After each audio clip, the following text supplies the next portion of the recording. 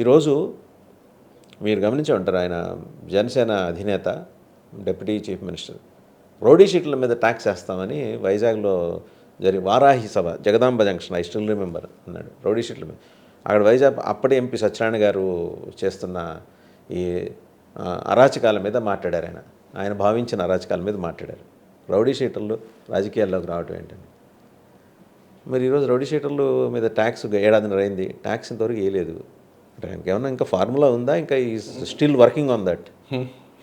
అంటే ఇప్పుడు పవన్ కళ్యాణ్ గారి ఎజెండా అసలు పనిచేస్తుందా ఈ ప్రభుత్వంలోనే నా పెద్ద డౌట్. ఎందుకంటే ఆయన ఎన్నో కోట్లు ఇచ్చి, మనిషికి ఇన్ని కోట్లు ఇచ్చి అందరినీ నేను ఎంటర్ప్రీనర్లు చేస్తానని కూడా చెప్పాడు. అన్నారు. ఏమైంది అసలు? ఆ ప్రాజెక్ట్ ఏమైపోయింది? ప్రతి ఒక్కరికి నేను 10 కోట్లు ఎంతో ఇచ్చి ప్రతి ఒక్కరిని ఎంటర్ప్రీనర్ చేస్తాను నేనని చెప్పి ఆయన ఏదో ఒక పెట్టుకున్నారు, ఇంత లంసమ్ అమౌంట్ విజన్ డాక్యుమెంట్ పెట్టుకున్నారు. అసలు ఏమైపోయింది అది? అట్లాగే ఈ రౌడీ షీటర్ల మీద ఇలా ఒకటి కాదు, ఆయన అనుకున్నవి చాలా ఉన్నాయి, ఆయన చెప్పినవి చాలా ఉన్నాయి, ఆయన వారాహి సభల్లో చెప్పినవి చాలా ఉన్నాయి. అందులో ఒక్కటంటే ఒకటి ఇంప్లిమెంట్ అవుతుందా? అసలు అన్నీ ఎందుకు? ఆ అమ్మాయి ఎవరు ఉంది పాపం, సుగాలి ప్రీతి. ఆ కేసుని ఆయన సరిగ్గా హ్యాండిల్ చేయించగలుగుతున్నాడా? ఈయన ముఖ్యమంత్రిగా ఉన్నారు, ఈయన గవర్నమెంట్ నడుస్తుంది.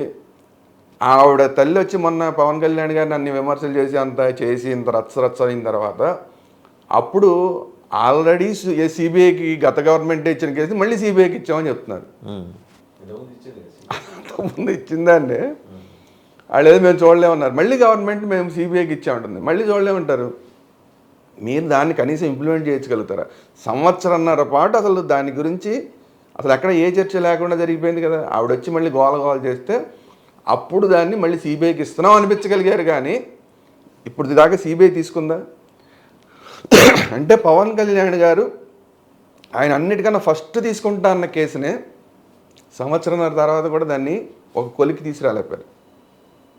ఇక అలాంటివి ఇంకా రౌడీ షీటర్లు ఆయన అనుకున్న ఆయన బోల్డ్ అని చెప్పారు. అవన్నీ రౌడీ షీట్ల మీద ట్యాక్స్ వేస్తే ఒక రాష్ట్రానికి ఒక ఏడాది బడ్జెట్కి సరిపడా మనం వసూలు చేయొచ్చు అన్నారు ఆయన. ఏమైంది? 2 లక్షల కోట్లు ఏడాదికి మనకి అయ్యేది. ఇప్పుడు మళ్ళీ మీరు ఇందాక అడిగిన ఫస్ట్ క్వశ్చన్కి వస్తాను. నిజంగా కనుక వాళ్ళందరి మీద వేస్తే 2 లక్షల కోట్లు వస్తే ఈ కాలేజీలు ఎంతసేపటికి అవుతాయి? పీనట్స్. సంవత్సరాలు అయిపోతాయి. 6,000 కోట్లు ఏం మూలకి? 2 లక్షల కోట్లు వస్తుంటే 6,000 కోట్లు ఏం మూలకి? కాలేజీలన్నీ హుస్ట్ అయిపోతాయి కదా. మన దగ్గర మనం సీట్లు వదిలేసుకోవాల్సిన పని లేదు, దీన్ని పీపీపీ మోడ్లో ఇవ్వాల్సిన పని లేదు. వన్స్ మనం సీట్లు సరెండర్ చేసిన తర్వాత అండి మళ్ళీ రావాలిగా తపస్సు చేసిన రావండి. మళ్ళీ సరెండర్ చేసిన రావాలంటే మళ్ళీ ఎప్పటికీ అసలు రావు. సో అందుకే అంటున్నా, ఇప్పుడు అందుకే ఇందాకే నేను చెప్పా, మైనారిటీ పార్ట్నర్ భారతీయ జనతా పార్టీ విషయం ఇందాక మాట్లాడా. ఇప్పుడు second minority partner Pawan Kalyan garu. ఆయన అనుకున్న పని చేయగలుగుతున్నాడా? ఆయన జనసేన ఎజెండా అనేది ఇక్కడ అమలు అవుతుందా, అమలు చేయగలుగుతున్నాడా? ఇది పెద్ద క్వశ్చన్ మార్క్. అమలు అవుతుందని మీకు ఎక్కడైనా చూసాక ఏమైనా కనిపిస్తుందా? అందుకే చెప్తున్నా. మీకు గుర్తుందా, బైజూస్ కుంభకోణం అన్నారు, విద్యాశాఖలో ఐబీ సిలబస్ తీసుకొచ్చినప్పుడు వాళ్ళతోటి ఒప్పందాలు జరిగినప్పుడు కుంభకోణం అన్నారు. మొత్తం కలిపి నాదెళ్ల మనోహర్ గారు ఇంత ఒక పెద్ద ఫైల్ తయారు చేసి ప్రెస్ మీట్ పెట్టి చాలా బీభత్సంగా చెప్పారు. సెంటీమీటర్ ప్రోగ్రెస్ లేదు అందులో. అదే అన్నిటికన్నా మనం చూస్తే సుగాలి ప్రీతిదే జరగకపోతే ఇంకేది జరగదు కదా. చిన్న ఇష్యూ, అది చాలా చిన్న ఇష్యూ. జస్ట్ సిబిఐకి ఇచ్చేసి వాళ్ళని ఇక్కడ ఒప్పించడం, అది కూడా కేంద్ర ప్రభుత్వం వీళ్ళకి అనుకూలంగా ఉంది, పవన్ కళ్యాణ్ గారికి అనుకూలంగా ఉంది, చంద్రబాబు నాయుడు గారికి అనుకూలంగా ఉంది, భారతీయ జనతా పార్టీ ఆల్రెడీ ఇక్కడ పార్ట్నర్గా ఉంది. వీళ్ళు ఇవ్వండి అంటే ఇమ్మీడియట్గా అక్కడ ఓకే అంటారు. అలాంటిదే అవ్వండి. ఇప్పుడు ఒక మైనారిటీ పార్ట్నర్గా ఉండి వాళ్ళ ఎజెండాలు వేరు, వీళ్ళ ఎజెండాలు వీళ్ళ. ఇప్పుడు నాకు పెద్ద డౌట్ ఏంటంటే, మైనారిటీ పార్ట్నర్గా ఉన్న సత్యకుమార్ యాదవ్ గారు ఏదో తప్పనిసరిగా మాట్లాడాల్సి వచ్చినట్లాగా మాట్లాడుతున్నారు, మొక్కుబడిగా నాకు అనిపిస్తున్నది. అదే మొక్కుబడిగా మాట్లాడుతున్నారు అనిపిస్తుంది. పవన్ కళ్యాణ్ గారు అసలు ఆయన ఏదైతే ఎజెండా ఉందో ఆ ఎజెండా అమలు చేయగలుగుతున్నట్టు నాకైతే కనిపించట్లా. సరే, సత్యకుమార్ యాదవ్ గారిని పక్కన పెడితే భారతీయ జనతా పార్టీకి కొత్తగా మాధవ్ గారు అధ్యక్షుడయ్యాడు. అధ్యక్షుడు అవ్వగానే ఆయన హిందుత్వ ఎజెండా కొంచెం బయట పడింది.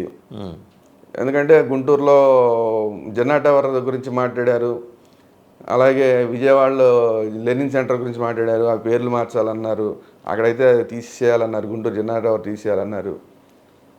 ఇవన్నీ అమలు చేయగలుగుతుందా భారతీయ జనతా పార్టీ ఆంధ్రప్రదేశ్ శాఖ ఈ ప్రభుత్వ హయాంలో? చేయించగలుగుతుందా? ఈ ప్రభుత్వం చేయించగలుగుతుందా? అన్నారు కానీ మాధవ్ గారు చేయించగలిగిన పరిస్థితి లేదు కదా. అంటే మైనారిటీ పార్ట్నర్గా ఉన్న, అందరికన్నా తక్కువ మైనారిటీ పార్ట్నర్గా ఉన్న భారతీయ జనతా పార్టీ తన ఎజెండాని అమలు చేయలేదు. తను ఏదైతే వాళ్ళకి ప్రయారిటీస్ ఉన్నాయో వాటిని ఈ ప్రభుత్వంలో అమలు చేయలేదు. జనసేన నాయకుడు ఆయన ప్రయారిటీస్ కానీ ఆయన ప్రజలకే నేను ఈ పని చేస్తాను అని చెప్పినవి ఏవైతే ఉన్నాయో వాటిని చేయలేకపోతున్నారు. ఇట్లాంటి సందర్భంలో ఈ కూటమి ప్రభుత్వం అయితే నడుస్తోంది కానీ మెజారిటీ వాటా ఉన్న తెలుగుదేశం ఎజెండా మాత్రమే నడుస్తున్నట్టు కనబడుతుంది తప్ప మిగతా వాళ్ళ ఎజెండా ఎక్కడ అమలు అవుతున్నట్టు కనిపించట్లా. దీన్ని కూటమి ప్రభుత్వం అని ఎట్లా అంటాం?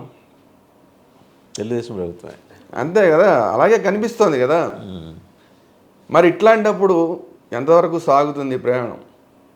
బలవంతపు కాపురం అనేది ఎక్కువ రోజులు చేయించలేం. ఇప్పుడు ఈ తీసుకున్న దీనివల్ల ప్రజల్లో కూడా వ్యతిరేకత పెరుగుతుంది. ఏదైతే ఈ పిల్లలకి సంబంధించిన కాలేజీలకు సంబంధించిన విషయాలు కానీ ఇలాంటివి. బీజేపీ తరఫున ఆరోగ్య మంత్రిగా ఉన్నారు కాబట్టి, ఆరోగ్య శాఖ మంత్రిగా ఉన్నారు కాబట్టి ఆయన మాట్లాడారు. జనసేన ఇంతవరకు మాట్లాడాలి దాని మీద. మాట్లాడలేని పరిస్థితి. ఇంకెవరన్నా అసలు మాట్లాడదామన్నా కూడా మాట్లాడొద్దని చెప్పాల్సిన పరిస్థితి. స్థానికంగా ఉన్న జనసేన నాయకులు ఎక్కడన్నా ఏ సమస్యల మీద మాట్లాడదామన్నా కూడా మాట్లాడితే మీరు కూటమికి వ్యతిరేకంగా మాట్లాడుతున్నారు, మీరు మాట్లాడొద్దు అని చెప్పే పరిస్థితి. కొంతమంది మీద అయితే చర్యలు కూడా తీసుకోవాల్సిన పరిస్థితి. ప్రశ్నించే పార్టీ ప్రశ్నించే వాళ్ళ మీద చర్యలు తీసుకుంటారు. అంటే ఏ పరిస్థితి నుంచి ఏ పరిస్థితికి వచ్చింది? అసలు ప్రశ్నించడానికే పుట్టిన పార్టీ అది. ప్రశ్నించడానికి అవకాశం లేదు. ప్రశ్నిస్తే నీ మీద చర్యలు తీసుకుంటాం, నిన్ను పార్టీ నుంచి బహిష్కరిస్తాం, నీకు షోకాజు నోటీస్ ఇస్తామని చెప్పాల్సిన పరిస్థితి ఈ ప్రభుత్వంలో ఉందంటే ఇది జనసేన ప్రభుత్వం అనడానికి అవకాశమే లేదు. బీజేపీ ప్రభుత్వం అనడానికి అవకాశం లేదు. ఈ రెండు కాని ప్రభుత్వం ఏది? టీడీపీ ప్రభుత్వమే అనాల్సి వస్తుంది కదా. కూటమి ప్రభుత్వం అనడానికి అవకాశాలు ఎక్కడ కనిపించట్లేదు. మనం చూసినా కూడా జరుగుతున్న వ్యవహారాలు చూస్తే కూడా ఇది కూటమి ప్రభుత్వం అనడానికి అవకాశం కనిపించట్లేదు. కనీసం 10లో 1 బీజేపీ చెప్పింది ఏదైనా చేసి, ఒక 10లో 2, 3 వీళ్ళు చెప్పింది జనసేన వాళ్ళ ఎజెండాలో ఏవైతే ఉన్నాయో వాటిని చేసి చూపిస్తే, మిగతా చేస్తే ఒక కూటమి ప్రభుత్వం నడుస్తుంది అనుకోవచ్చు.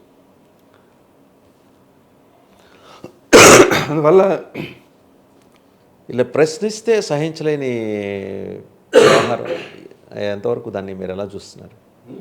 ప్రశ్నిస్తే సహించలేని వ్యవహారాన్ని ఎలా చూస్తున్నారు మీరు? ప్రశ్నిస్తే సహించలేని వ్యవహారం అంటే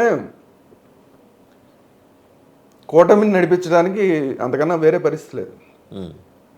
వాళ్ళు ప్రశ్నించింది రైట్ క్వశ్చన్ అనుకోండి, దానికి ఆన్సర్ చెప్పాలి.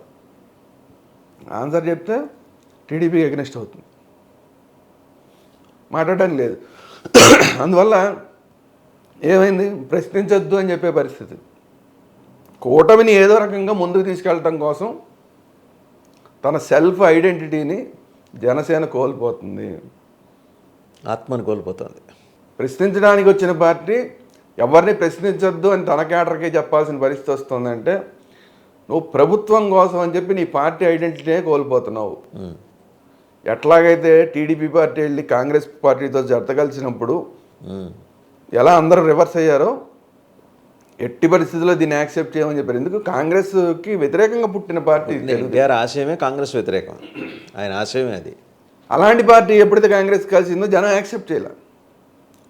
అలాగే ప్రశ్నించడానికి పుట్టిన పార్టీ కేవలం ప్రభుత్వంతో కలిసి నడవడం కోసం, కొన్నాళ్ళు ప్రభుత్వంలో ఉండడం కోసం నీ సెల్ఫ్ ఐడెంటిటీని నువ్వే కోల్పోవడానికి నువ్వు సిద్ధపడితే నిన్ను యాక్సెప్ట్ చేయడానికి ప్రజలు సిద్ధపడరు.